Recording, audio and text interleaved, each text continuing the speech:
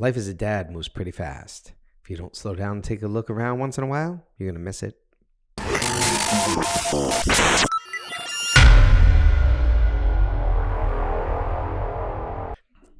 Welcome back to another Art of Fatherhood. I'm Brian Fauci. And I'm Patrick Marino. And today we are fortunate enough to have our good friend Jarrod Lewis with us, who just did a business podcast with us and is a phenomenal father. Oh, well, what do we got? Before we bury the lead, what are we talking about? I'm burying the lead really quick. Yeah. Today we're going to talk about slowing down. Slowing down. It's, I have so we do a family. I know I've been a world traveler this year, which I'm not usually like well traveled like I was this year, but every year we do a 2-week vacation in Cape Cod, and it's like a family vacation. So my sister brings her family too. And she starts looking forward to that shit and talking about it in January. When do you go? July. Right? And she's like, oh, it's only 6 months away. And like the fucking worst. Because those 6 months go by like that. Right? And now it's like, I've lost those 6 months. In particular in life with my boy. You know what I mean? It's like the difference in him. Like losing any time. Not losing. I don't lose the time. But the feeling that time is gone. I'm never going to get that time back is devastating. You know, I hate the fact that things are moving so fast. Yeah. And I don't like it whenever anybody starts planning for the future. That's when I'm just like. Yeah. I hate the concept. Can't wait till Friday. Like, I don't like that concept either. I struggle with those things. Like anything. I'm with you on that I am I'm a big believer that we say, like, there's all these fucking cliches that we say all the time that are looking forward to, my wife will do this. And we have arguments about this because she will inevitably say all the time a statement that is related to, well, once this happens, something in the future, right? As if the moment that you're not in right now, like, is it like, and I try to reiterate how detrimental those sort of comments are. Like, just saying shit like that over and over forces your mind to be future focused, which forces you to not just think about what's really good right now. You know, and usually it's not like nothing crazy is happening, you know. It's like, well, I just want to get to this point. But then inevitably what does she do when she gets to that point? She looks backwards and like, oh, I can't believe. No, inevitably there's the next fucking thing. Next one. Yeah. It's the next thing is the problem. The thing that, you know what I mean? Like the thing that's coming up. And how old is your boy? 9. He just turned. Don't put me on the spot like that ever again. He's 9. What's his name? He's 9. Does he have a name? He does. Jonathan. Do you know who his mother is? I have a good idea. That's very interesting. You know, did she come out in the news story? And definitely one of 2 people. As one of your baby mamas. I walked down the corridor in the hospital. I was like, well, it's got to be one of these rooms. I know too many of the people in here giving birth. She announced it in the press conference on the TV. So it's true. So 9. I have a 9-year-old too. And but I have 2 stepsons, ex-stepsons. One is 21 and one is 18. And it did snap of an eye. That's 2 things. Blink of an eye. Blink of an eye. Snap of an eye. It's pretty good. That's what you're saying. It's a nice combination of the 2. Yeah. Blink of an eye. It's all gone. So I just try and like. So what do you do, Jarrod, in terms of like? I mean, do you feel similarly? And then what are some of your ways of dealing with it?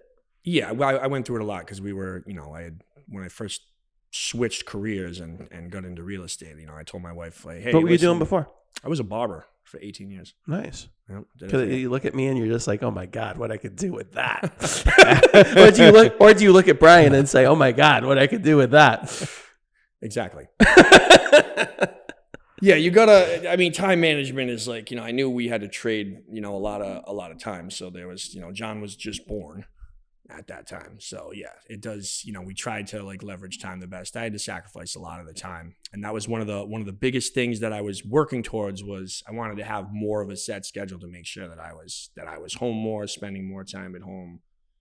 You know, because then, like I think you had said in the beginning, then it's not worth it. Then what was it all for? It can't all be about like, you know, you're trying to build something, but you gotta you got to focus on your family too. Well, it's really difficult as a business owner, right? So you went from being a barber where you probably had that was probably a really set schedule. No, I mean, like, I was. There's only certain times that those places are open. Set days a week, set times a day. But in terms of like the real estate world, I'm sure it's probably pretty easy to just be on.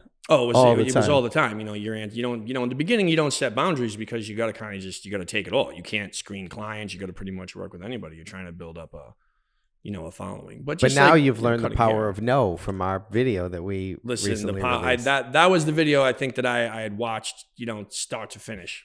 The other, I think 12 or 13 of them, I watched about 13 seconds. And he was like, he gave us a call. 12 seconds longer than your normal viewers watched. And he gave us a call right away. He's like, can I come on that? Guys, listen, please get me on. Bring me in. All right. So you're in real estate, and then you have your child, or you had your child and then became a realtor. No, I got, he was born the year that I got my license, and then I had decided to retire the following. He was born in September. He was born in September. Another trick question. Once again, yeah. But I had gotten my license in August, and then June of 2015, which was the following year, I had decided to go full time in real estate. So he wasn't even 1 year old yet. Right. And so you try. So again, like we talked about the fact that as a realtor, it's really easy to just go 24 hours, 7 days a week. Right. And it's probably important to be available to some people during that time. So what strategy, how did you figure that out? How did you figure out did you just set boundaries? It started with setting boundaries, which is the hardest thing. Was just, we had, when I would meet, no one ever did client meetings, back in 2015. People would just call and you would immediately go show them a house. You would do no due diligence because you wanted to, to just get in front of somebody and hopefully get a client. As I started getting better, I would make people come in for consultations because my thought process was, okay, if you're not willing to come in for a 1 hour consultation, how do you expect me to commit like the next 90 to 180 days to you between showing properties and buying? So now at the appointments, I would set the boundaries on when my availability was for calls. I would be like, okay, I'm available Monday through Friday, this time to this time. Weekends, I'm open until, 1 or 2 o'clock. Because obviously you couldn't shut down weekends when you were servicing clients because most people that are approved for homes are working jobs. So they're only available nights and weekends, to look. So I set the boundaries the best I could when I was at that stage. And as I progressively got better in the stage of, of where I was in my career changed, I would set new boundaries. And that's the stuff that I think was maybe the most exciting to strive through.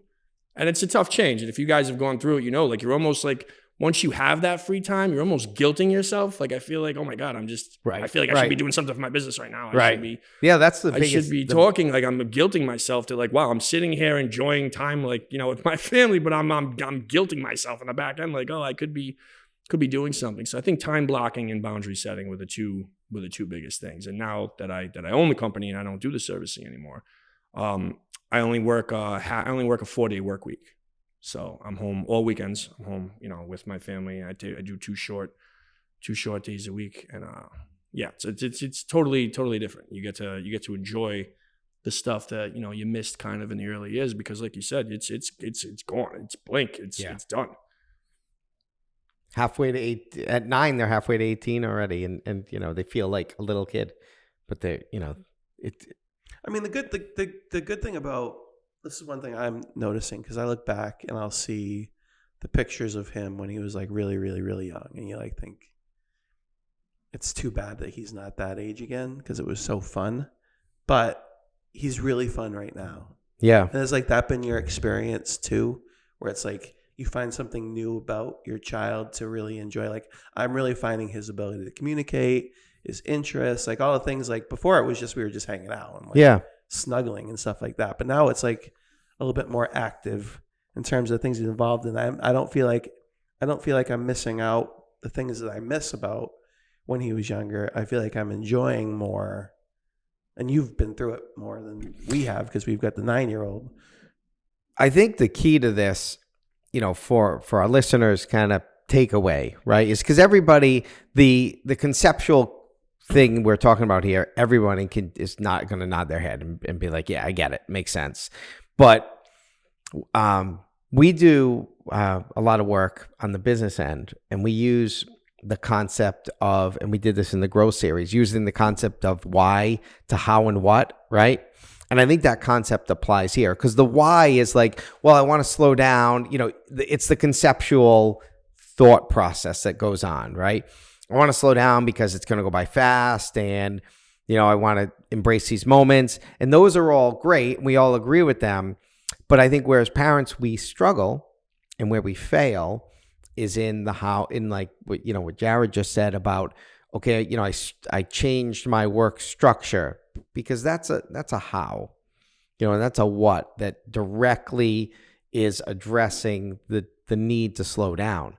Because we can all say we're going to do it, but I think where we don't do sometimes is do the active step, like getting that stuff on your calendar that we talk about all the time, right? A great way to slow down and enjoy the moment is get time blocked on your calendar where you're going to do that, where you're going to be there and available and stay present and focused, because time's going to move at the same speed. So really, what does slowing down mean? It means detaching from the other shit, right? And doing the same thing we ask our kids to do on their phones when they're scrolling TikTok. Put that away and reassign focus to the thing. That's really what's, in my mind, at least, that's what slowing down is. It's just a refocus on the thing, because you're not going to slow down the time or if they're aging. You're not going to slow down anything other than your focus and attention. And so slow down, to me, the how and what in that is more of just the realignment in what does your day-to-day look like, and how much time are you taking to, or throughout the week, whatever it might be, whatever your time frame you want to put, how are you ensuring that the other shit isn't a distraction during that time? That's what I think slowing down is. I think that part of it as well is you have to do what Jarrod and Brian, especially Jarrod, really focused on, which is I guess your idea was better than mine, Jarrod. Well, no, I think the idea of like, I'm listening. This guy knows what he's talking about. Please continue. The idea of blocking stuff off is one thing, but then the idea of basically saying, well, look, I'm only going to work 4 days of the week, in a world where you are definitely missing out on stuff if you're not working on the weekend, right? And it's like, for me, I know like a big, for example, like every day when I have my boy, I have to pick him up at 3. Like this, like that's it. I have to pick him up at 3 o'clock. That's the time. In fact, at about 3 is when he's walking into the car. And I've had several West Coast clients or people focused in that area where it's like, we want to have a meeting at 3 because for them, it's noon. For them, it's lunchtime. It's like a good time for them to have a meeting. And I have had to really, you have to set your boundaries. And I've struggled with it, but I think we actually have talked about this before. Like, I am now saying like no to that. When it's my week, I can't do that. And I think that most people, if you tell them why, you have to, like, I don't think I'm not a big believer in excuses for everything. Like one thing I hate to do is like when I'm working with, because I still coach soccer, right? And so I'm working with my parents and like, let me know when your child isn't coming to practice, because it'll help me prepare, and I'm not going to get all like when I'm looking, like I'm like, am I going to have 12? How many kids am I going to have at practice? Helps me prepare what the activity is going to be. Yep. Or if I know someone's coming in late. Yep. Right. But what I don't need is the excuses. Right. I don't need like, oh, we have this and this. Like, I don't need like an email full of, here's why we really think what you're doing is important, but I have 16 different things, or like he's sick, whatever. Yeah. Like, Jimmy won't be there. What I'm going to do is, as a manager, is I'm going to trust that you're giving this the right priority. Yep. Right? Yep. And I don't need your excuses why you're missing. If you're missing, I'm just going to assume it's a good enough reason. Yeah. Like, and I'm going to treat you like, hopefully you would treat me. Right. I think it's the same thing when you set boundaries for yourself. If you're doing it in the adult world, in 2023 in particular, I think most people are just going to be like, all right. Yeah. Especially if they value you. Right. And your expertise is like, if you're the freaking best commercial realtor in Southern New England, they're not going to like stretch. Keep rolling with that. Like I said, this guy knows exactly what he's talking they're about. Not going to, but they're not going to not do business with you because you said you can't do Friday. No, or whatever day of the week. And I'll tell you what, if it's a client that says something like that, then you're not the right. You're not the right fit for us. that's why we have the consultations. It's a two-way interview. You know, it's like, okay, yeah, we'll see if you're a good client, if they're a good fit for us, and then you're going to see if, you know, we work. Someone that's like, you know, you didn't answer my call. Right. Like I'm, you know, I like to focus on I want to be the right guy, not the right now guy. Like the guy that answers the phone calls at midnight or 11:30. There's zero boundaries being respected. Like, you know, those days I don't want to be that guy. I'm not that, because then you're not building your own business. Like you're instead of having one boss and working for yourself, now you're working for, you know, a plethora of bosses. Yeah. It doesn't work that way. You got to build your business the way that you want it, you know, to be. So that, to me, I told my wife from the beginning that my dream schedule would be the 4-day work week, and then have, you know, we delegate time. So we have a special needs child. So we have to, you know, the dynamics are a little different in our house. He's on a very set schedule. You know, so we want to make sure that it wasn't just important for me to spend family time alone, but it's also, she needs her time as well. So that's why, you know, it's important, you know, if I'm on the 4-day work week, you know, it lets her have, you know, we'll delegate, we'll split up days on like, okay, this day you're going to do stuff with your friends, you know, because we want both of us to have a life as well. But we want to make sure that, you know, we're maximizing the opportunities to spend with him, you know, when he's home and at school. And it's just let him have different experiences now that he's, you know, at 9, they're starting to develop a personality, see their habits and stuff. That's definitely like the exciting part, you know, right? The children getting older. So it's like I think that the takeaway is like, this is a lot of intentionality there, right? Yeah. And maybe some of that's probably because my sister has an autistic child too. And the schedule is very important to her. Like she's freaking will just interrupt everything we're doing. Can't mess with his yeah, schedule. she'll interrupt everything we're doing. Like he needs to eat right now. He needs to do this right now. And it's like sometimes annoying, but like that probably maybe helped to a certain extent. Yeah, having, you know, like, because now we kind of like, because everything is schedulized, like we utilize timers, and like Brian said, we have like when the devices are over and we're, you know, focusing. So it does make it easier. Like everything in our life is in a calendar. You know, like if she needs me for stuff, or if days I have to take over and do stuff, like, you know, she'll put it in my calendar and so forth. Definitely, it is an easier dynamic with the time blocking and scheduling. I feel like we do get to maximize the time together. Yeah, and I think the other piece of slowing down is literally the act of doing activities that don't involve like, do all these greats, because it doesn't have to be that, right? Your time together doesn't always have to be, we're doing this, because sometimes for people, they can take this concept of, yeah, I'm with my kids all the time, but we're going from the bus to soccer practice to, guitar lessons, home, eat, bed, right? So there's not a focus time of just connection. And I find that from sometimes with my kids, and I'm like, I just want to talk about, I just want to talk about the college planning that we need to be doing right now. And I have to book it out like a week because, yeah, we're together, but you have so much shit going on that it isn't really slowed down, for us to.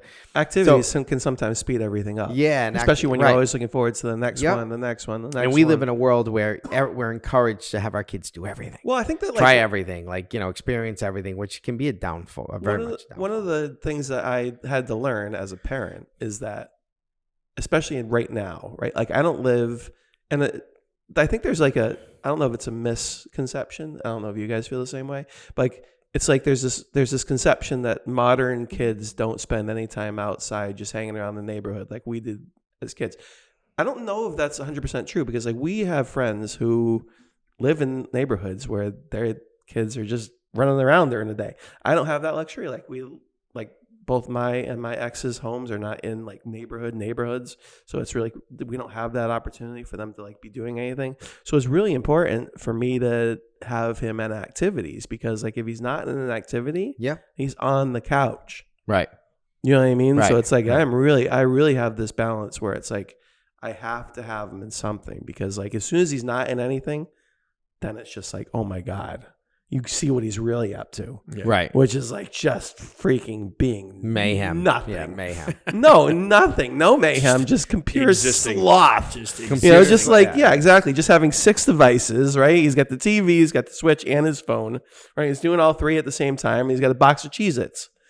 delicious. What a fucking life. What is Just described a 2023 9-year-old child. That was to a T. Yeah, that was slow the fuck down. AI, And enjoy provide your me an Cheez-Its. image of, right? If you said AI, give me an image of the 2023 child. Again, that's 9-year-old Cheez-Its. Feel free if you want to reach out to run your ads on this podcast. What we can do is Cheez-Its. Brian thinks they're delicious. They are delicious. The puffed ones are really good too. Didn't even know they were puffed ones. Yeah, they are puffed ones. So I mean, I think it is important to have there's just a balance. Like for me, it's the balance. Like I'm not going to be a 5-day a week as much as I possibly can in terms of his activities, but he's got to have something. But like that's the balance. Then like all of a sudden it's like, especially with like a season, like anything where there's like an end goal, season's ending, everybody's looking forward to the season ending tournament or the tryouts or whatever they are. And this, like you mentioned, that as soon as your wife mentions, here's what we're looking forward to. It's like that almost speeds everything up. Yeah, it's the worst. I hate it. Yeah. Yep. I really do hate that. And I think part of it's as you get older, you realize how time goes by so fast. So you get, as you're a kid, I remember being a kid and being in like 6th, 7th grade and just thinking about, fuck, I have 6 more years of school. And it feeling so far away, like 6 more years before I graduate. And then before you know it, it's there, right? I distinctly remember every year kind of counting it down to can't wait to get there. But it seems, and now I think about 6 years from now and I'm like, oh, that's going to go by really fast. Anytime. Yeah, you're like, wow. Go by really fast. And then I think about the ages of my kids and I'm like, in 6 years, I will have a 35-year-old stepdaughter. And you're still going to be 28. Honey, so amazing. It is amazing. It is amazing. The laws of physics. It's my cream that I use. Homemade organic body butter that I put on my face once a day, in case you're wondering. You can get it on my website at. I don't sell it because I don't want anyone else to look as good as me. Fountain of Youth, but it's just restricted. For me. Just for me. Access to the Fountain of Youth. I have the cure to looking old, but I'm not sharing it. Because then the ladies will go elsewhere. So what else? What else? That was the ladies. The ladies will go elsewhere. He said, in case you guys missed that. The fish lady likes me at the store. By the way, that's a big joke going on with my wife right now. Is that she's like very, very nice to me. Ask me questions. I was wearing my company jacket the other day, and she's like, "What's that?" I'm like, "That's my company. What do you do?" And so I went home like, "Honey, you better watch out because the fish lady is." What does the fish lady do? She serves fish at the grocery store. She go to the fish counter, but she does. So you were just being derogatory towards her in one fashion. Right. That's what it was. Okay. I don't know. Like the best way to describe you were only insulting her one way. The best way to describe her is she's a fish lady. She works at the fish counter. She's a very nice person. Do you even know her name? No. Maybe you should. Be intentional. I'll bet you if we called your wife right now, though, and asked her opinion of the fish lady, she would just say, whore. She said she was going to You were asking my husband. That's all she heard. She didn't even hear the rest of his sentence. She said, Lori, listen, how about the fish lady asked me a question, and then all she heard was, and then she's just in her mind waiting for him to stop and be like, what did that whore say? That whore said what? This is exactly what happened. She's like, I will punch her. I'm like, is that because you love me? She's like, yes. And because I have anger issues. So, all right, slow down. Take time, enjoy your kids. We always talk about like setting goals, but now we're saying like be careful about setting goals. Yeah, I mean, we always talk about setting goals, but we talk about setting goals with balance, right? And it's a big piece of why we do what we do is for the control and freedom to enjoy as many moments as we can. I do, and I don't look at this I don't look down at my friends who are very like what I would consider overly committed to their company or to their work. I don't look at it like there's no better or worse. It's just for me and in my belief system, I think we are here and putting all the work in for the relationship piece of it, to provide a stable and a good life for our family and to be with our friends. And if we don't take the time to enjoy that, then we end up, like you said, like we end up working. And I met a buddy of mine, and we get together every once in a while. And we met a cigar bar in Worcester last night, and we started talking with the bartender who was there, who was from what's the country just north of Greece? Armenia? Right? Sure. Armenia, right? Yeah. So she was Armenian, and apparently in the area we're in, there's a massive Armenian population. But in the conversation, we were asking her, she was young, she's like 20, 23 years old, about 5 years younger than me. So we got the fish lady, we got the fish freaking lady, bartender at the cigar bar. The Armenian bartender, the fish lady. But she, two different people. But anyway, she was talking about how we're asking her how she likes being here, and she's saying nice things. But the one thing she said, which stuck out to me, and knowing we were going to talk about this today or something like this, she was like, the thing about America is there's such a focus to earn the next big thing. And people work and work and work to earn the next big thing. And it's always like, she's like, where I come from, people have less but enjoy more.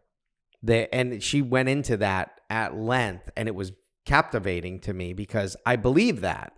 I believe where capitalism fails is what it creates among us, which is this drive to work for more, and what gets left behind inevitably, because it's part of our culture, is this time where you spend like getting together. And she just kind of went on, elaborated extensively about the things that were different about her life there with, she said we had, 20 cousins. They got to get, she's like, here, I have a lot of cousins here. We all, a bunch of them moved here.